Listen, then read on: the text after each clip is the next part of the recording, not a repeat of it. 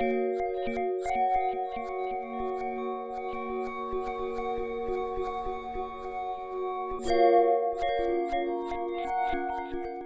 recall my youth with fondness. It was very carefree, very innocent.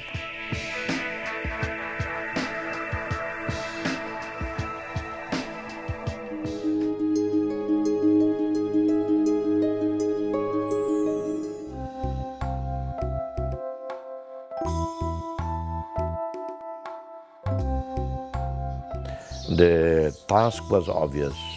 I was to develop our international relations. That's how we did, beginning in Australia, New Zealand, and Indonesia.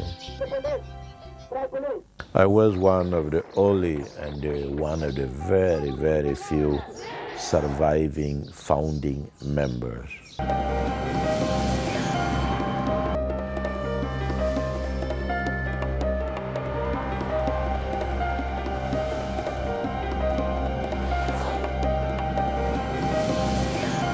Well, I left 3 days before the actual invasion. I were to go to New York to lobby the international community, the United Nations, hoping to prevent an invasion.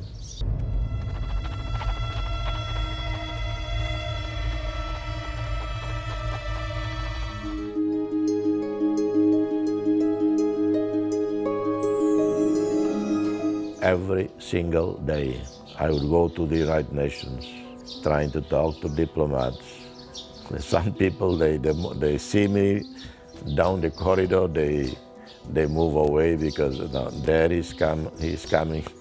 He's going to hassle me again about this little country, Timor. I studied as I could. When I came to New York was to lobby the United Nations, the US Congress, not to take 4 years off or 5 years off. In terms of having significance, impact on resolving the conflict of Timor-Leste, yes, definitely the Nobel Peace Prize play a central role.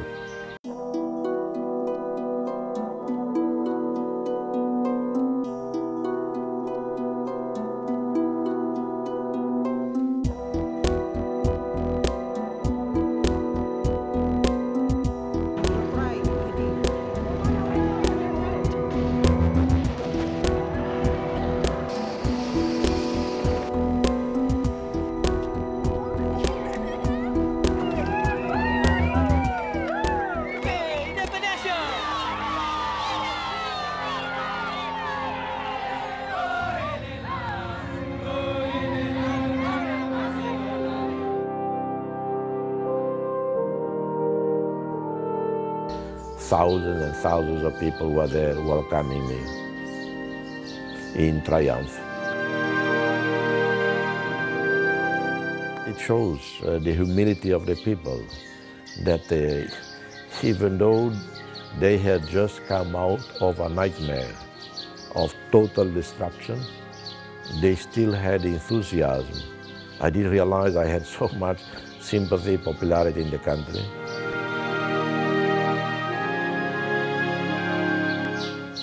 That's the end of the nightmare.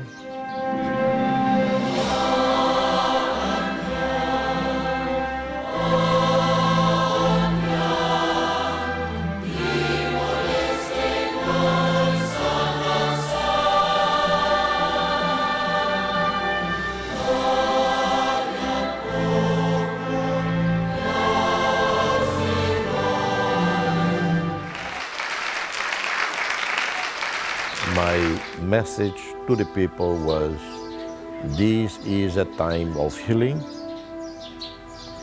This is a time of forgiving and reconciliation.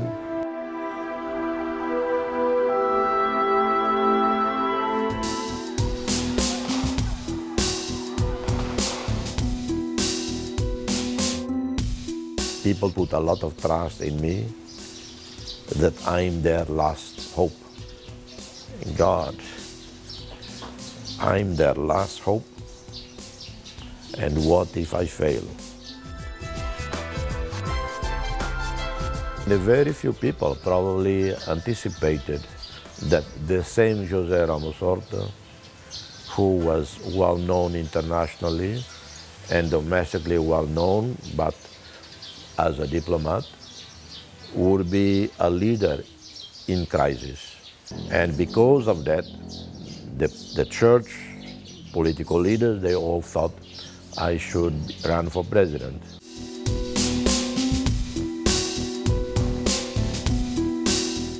It was a normal morning, like all mornings in my routine. I go for a walk, for exercise. On the way back, I heard shots. The fire was coming from my house. Close to the gate, I was shot twice in the back. I was in coma for 10 days. When word spread around that I had been shot, violence completely stopped.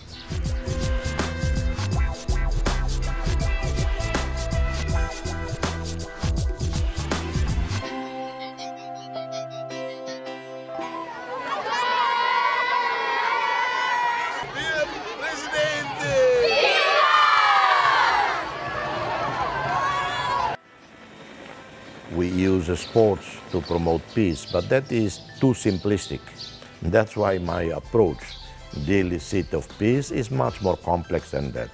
Sport, culture are part of the process. Fight against poverty, build homes for poor people, to finance, to support small projects, to slowly, more steadily create a more lasting climate culture of peace in a country.